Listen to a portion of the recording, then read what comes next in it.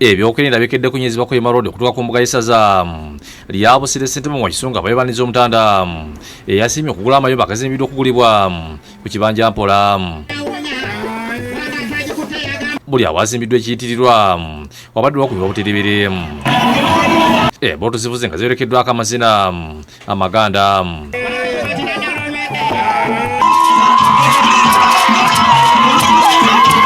Ababodaboda ebyokukola babivuddeko nga balindirira Omutanda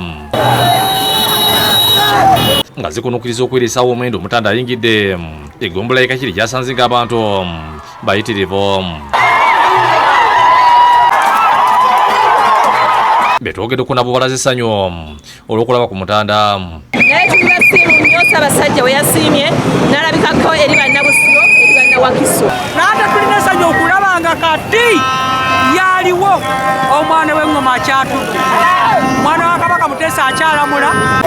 Essanyu kiziira kye tuliko wano kubanga kyamagero ffe baani bannabusiro ffe baani Kabaka najja n'atukyalira najja n'atulabako. Tusiimye bwongerwa Ssaabasajja okukyalako mu ssaza lyaffe najja n'atulabako. Tuli Baganda empologoma mweri. Yo ku mayumba Ssentema Omutanda atuseeyo ku ssaawa 9:30.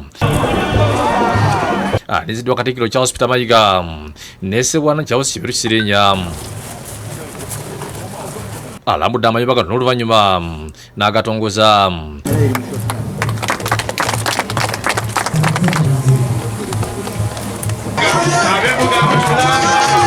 Bannabusiro oluvannyuma batonedde Omutanda amakula.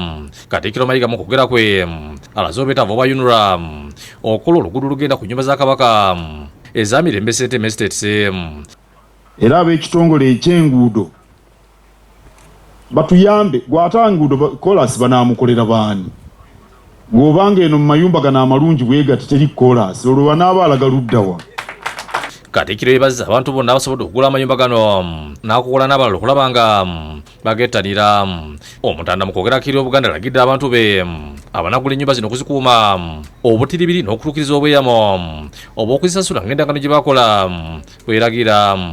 Tukubiriza abo bonna abonaagula enti zino okuzirabirira obulungi n'okutuukiriza obweyamo bw'okuzisasula ng'endagaano bwe zinaalambika. Kabaka akikkatizza ng'abantu okubeera n'ennyumba ezisulwamu nga ziri ku mutindo bw'eriiri eddembe lyabwe bw'atyo n'akubiriza abakulembeze bonna mu ggwanga okuzimbira abantu baabwe amayumba amalungi era agali mu busobozi bwabwe. Okuba n'ennyumba ezisulwamu era nga zitegekeddwa bulungi eryo liba ddembe lya buli muntu era abakulembeze balina okukituukiriza.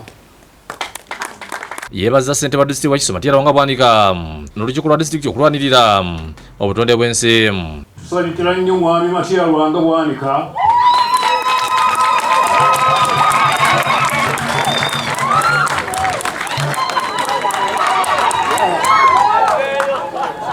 n'olukiiko lwa disitulikiti ey'ewa Kiso okulwanirira obutonde bw'ensi.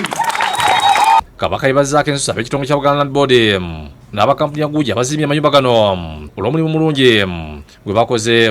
Twebaza ekitongole ky'Obwakabaka ekikola ku nsonga z'ettaka ekya Buganda Land Board